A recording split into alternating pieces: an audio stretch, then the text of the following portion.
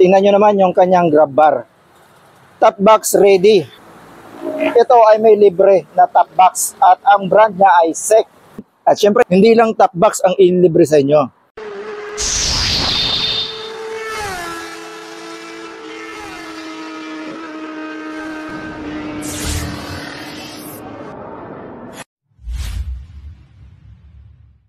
Good morning mga kabiyahe. Andito tayo sa FKM Imus branch. Dito yan sa Aguinaldo Highway, Tansang Luma 4, Imus, Cavite. May nakita tayo ditong Hunter 150. Ngayon, marami pang tao sa loob kaya waiting muna tayo mga kabiyahe. Hindi tayo makapasok. Medyo maliit lang yung outlet dito. So mga kabiyahe, bigyan ko muna kayo ng presyo nito ni Hunter dahil hindi nga tayo makapasok sa loob dahil busy pa sila doon. Medyo maliit lang yung outlet dito na FKM. Ito, nakakuha na tayo ng price list ni Hunter 150. Pero mamaya ikutan natin mga kabiyahe yung unit na si Hunter. Ito na yung presyo ni Hunter 150. Kung kukunin natin mga kabiyahe ng cash, meron siya ng 78,000 at nagbibigay din siya ng 12 months, 24 months at saka 36 months. At ang down payment dito mga kabiyahe, kung kukunin natin ng installment, 30%. So yung 30% mga kabiyahe sa 78,000, umabot siya ng 23,400 pesos. At sa 1 year naman, magmamatli lang tayo ng 6,017 pesos. Sa 2 years, 3,589 pesos. At sa 3 years mga kabiyahe, 2,779 pesos. At dito nga pala mga kabiyahe, may promo no. Kung kukunin natin ng cash, ito po ay may libreng SEC top box. Ayan. So original ang makukuha natin top box dahil galing kay SEC. At meron din tayong libre na SEC half face helmet. Ayan. At libre din yung 3 years LTO registration. At kung installment naman mga kabiyahe, ang applyan natin, ang makukuha natin libre ay yung 3 years LTO registration. At yung may libre din pala mga kabiyahe sa first PMS natin, yung engine oil. First 3 engine oil natin is libre sa installment man or sa cash basis. So yun po yung promo ng FKM Imus branch. So yun mga kabiyahe, ipakita ko na sa inyo yung unit na ating ipipicture na ngayon. Ito si Hunter 150. Ayan, kulay niya green. Kung makikita nyo sa personal itong unit na ito, talagang ma-amaze kayo dahil sa propel niya pa lang dito sa harapan, may pa letter X na tayo dito. Ito, pag naka-activate, ito yung pinaka daytime running light niya. Itong letter X na yan. At itong maliit na ito naman yung pinaka headlight niya at projector lamp yan mga kabiyahe. Kaya naman, nakakasigurado tayo na malakas din ang kanyang mga bato na liwanag. At kung kinukulang pa kayo mga kabiyahe, napapansin nyo ba ang naka-built in dito na MDL? Kung familiar kayo sa mga MDL mga kabiyahe, ang kahahawig nito na mga MDL na to is yung laser gun na nakikita natin sa mga online o sa malalaking outlet. So yan yung naka-built in dyan, malinis ang pagkakagawa dahil wala nang lalawit-lawit, may sarili na siyang holder o housing. And then sa taas naman niya, meron tayo ditong visor na talagang mapapakinabangan din natin dahil hindi agad-agad hampas sa katawan natin yung hangin. At dito sa taas, ayan, nandito naka-install yung kanyang signal lights at naka-LED na rin yan mga kabiyahe. And then tingnan natin dito sa baba, ayan, may parang picture rito na talagang nagbibigay sa kanyang angas, lalo na pagdating sa kanyang aerodynamic. At yung kanyang fender, kung mapapansin nyo, medyo brusco siya, pero rubberized yan mga kabiyahe. May pagka-rubberized, hindi siya malutong. And then, dito tayo sa telescopic fork suspension niya. Meron siyang rubber boots, so goods na goods siya. Mayroon siyang reflectorized kabilaan din yan. Yung gulong niya, naka dual sports, pwedeng pang off-road, pwedeng pang city drive. Ang brand niya is Kenda. Ang sukat ng gulong dito, 120 by 70 by 12, ayan.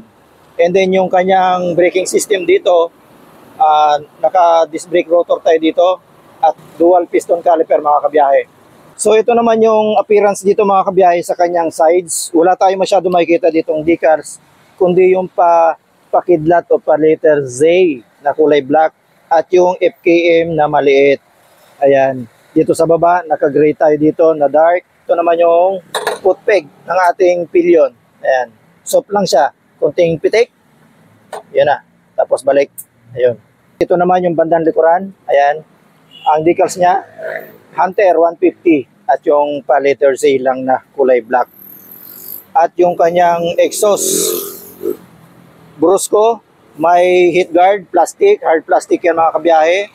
Naka-stainless ng Allen wrench bolt. Ayan, stainless yan, 3. Goods na goods. Yung tip niya, malaki rin. Malaki yung tip o yung butas ng tambucho. Kaya maganda yung bitaw ng tunog niyan. At yung braking system din natin dito sa likuran mga kabiyahe, pansinin nyo. Naka-disc brake rotor din yan, no? Kagaya doon sa unahan. So, parehas sila naka-disc brake. Ayan. At ang sukat ng gulong naman dito, 130 by 70 by 12. So, parehas silang D12, mga kabiyahe. At Kenda din. Maganda itong Kenda din, mga kabiyahe. Kenda ha, Kenda. Makapit din ito sa kalsada, sa tuyo man o basa. Nagamit ko rin ito eh. Pagdating naman sa kanyang shock absorber dito mga kabiyahe, naka-dual tayo dyan. Kaya naman, goods na goods ito para kung mahilig tayo mag-angkas, pwede rin itong unit na ito. Tingnan nyo naman mga kabiyahe, yung profile dito sa likuran. Yung kanyang taillight static, hindi nyo akalain, ito yung ilaw. Pero pag naka-activate yan mga kabiyahe, kulay pula yan. Pero pag hindi, ayan, kung mapapansin nyo, kulay black. May reflectorize sa baba, may ilaw dito para sa ating license plate. At kakaiba rin mga kabiyahe, yung kanyang turn signal. Ayan. Kakaiba. So wala siyang kagaya si FKM. At yung kanyang fender dito sa likuran, talagang salong-salo. Yung putik o yung tubig. Parang naka-extend pa siya o pwede mo yung tabasin dyan, itira mo lang to. So, pero kung okay lang sa'yo, okay na yan ang ganyan. Talagang walang tatalsik sa kasunod mo. Mga kabiyahe, tingnan nyo naman yung kanyang grab bar. Top box ready. At may mga butas na yan. So, nabanggit ko kanina mga kabiyahe, kung kukunin ninyo ng cash, ito ay may libre na top box at ang brand niya ay SEC. So, magandang klase yun mga kabiyahe dahil ang brand ng top box niya ay SEC. Yun yung ibibigay na libre dito sa unit na ito or maging sa lahat ng unit ng FKA mga kabiyahe. Basta cash, may libre kayong SEC top box. Ayan. At syempre hindi lang top box ang ilibre sa inyo. Maging ang helmet nyo dahil libre na din. SEC din ang brand mga kabiyahe. Kaya kung kukuha kayo ng unit dito, hindi nyo na kailangan bumili ng helmet. Magdala lang kayo ng cash, bumili kayo dito, on the go na. Walang huli dahil may helmet, may top box pa. So tingnan natin mga kabiyahe, yung underseat box niya. Ayan.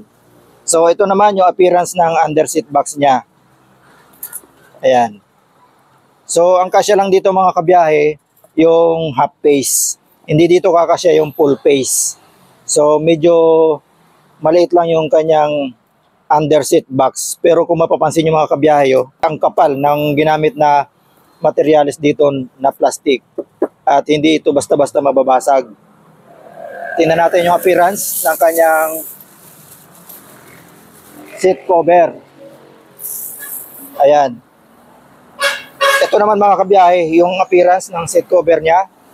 May pagka magaspang yung granules, okay din. Yung upholstery niya. Naka-double stitch tayo dito na gray, dark gray. Iba yung ditong texture at iba rin sa ibabaw.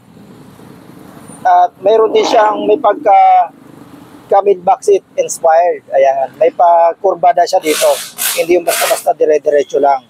At dito rin, naka-double stitch tayo dyan at iba rin yung texture dyan. Ito naman mga kabiyahe, yung lagayan ng gas niya. Ito naman mga kabiyahe yung appearance ng center stand natin. May goma dito. At ito naman yung kanyang side stand. At naka-equip na ito mga kabiyahe ng side stand kill switch. So pag nakababa ito, kahit anong gawin nyo pag-i-start, hindi yan mag-activate. So dito naman tayo mga kabiyahe sa kanyang instrument panel. Naka-digital na ito mga kabiyahe. Hindi lang natin may pakita yung buong animation dahil hindi naka-activate yung unit. Pero ang kagandahan nito mga kabiyahe, ultimo oras, meron siyang indicator.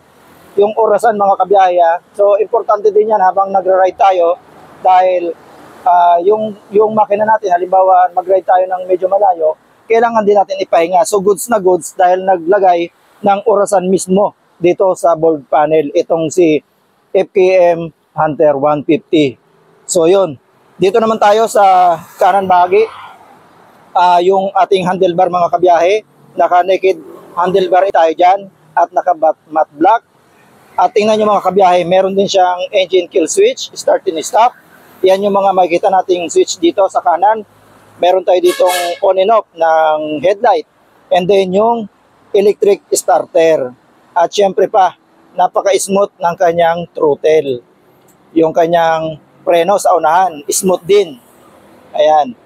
So, pag mga smooth mga kabiyahe, yung mga ganito, ibig sabihin, maganda ang pagkakayari. And then dito naman sa kaliwa, yung mga makita natin ditong switches, yung high and low beam ng ating headlight, yung turn signal, at the same time, meron din siyang hazard. Ayan. At dito, yung ating busina. And then, malambot din yung ating preno sa hulihan. Dating naman dito mga kabiyahe, may makikita tayo ditong bulsa.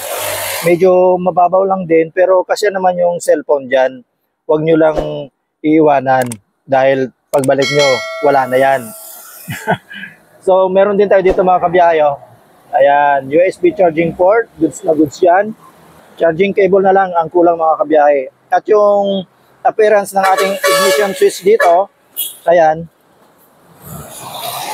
Ito yung appearance ng ignition switch natin dito. At may susi na dalawang mahaba. And then ito naman, may hook tayo dito mga kabiyahe. Pag mayroon tayong isasabit, ayan, pindutin nyo lang dyan. Kung wala naman, ibalik nyo na lang sa dati. Ayan. At dito yung ating footboard na malaki rin, malapad. Dito naka-install yung kanyang battery. So ito naman ang posisyon natin dito mga kabiyahe. 5'6" ang height natin. Gawin nyo kung reference. Medyo nakatingkayad na tayo mga kabiyahe. Pero goods na goods pa rin ito. Kahit mga 5'3", kaya-kaya ito mga kabiyahe. Ayan. At kung sa posisyon naman ng pagra-rides, ayan, ito yung magiging posisyon natin. Pwede rin dito. Nakaganyan yung pa natin. So, okay na okay din to pang long ride mga kabiyahe. So, yun mga kabiyahe. Bago tayo magtapos, ipapasalamat muna ako sa lahat ng pumapasok sa ating YouTube channel, TikTok at sa Facebook natin. At shoutout sa inyo lahat. Maraming salamat. So, kung gusto nyo ng ganitong unit mga kabiyahe, dito kayo pumunta sa FKM Imus Branch. At ito ay may previous na yung nabanggit natin, top box para dito. At ang brand niyan ay SEC. And then, may libre ka pa ulit na helmet. Ang brand din yan ay SEC. Meron din yan 3 beses na pagpapa-PMS o change oil. Libre din yan mga kabiyahe. Installment man or cash. Yung oil at saka yung 3 years registration LTO. Libre din yan. Cash man o installment. Pero kung installment, wala ang i-applyan nyo kung installment, wala doon yung top box at saka yung helmet. So yun, sa cash lang po yun. So, kita-kits muli tayo mga kabiyahe. Biyahe ni Frank. God bless.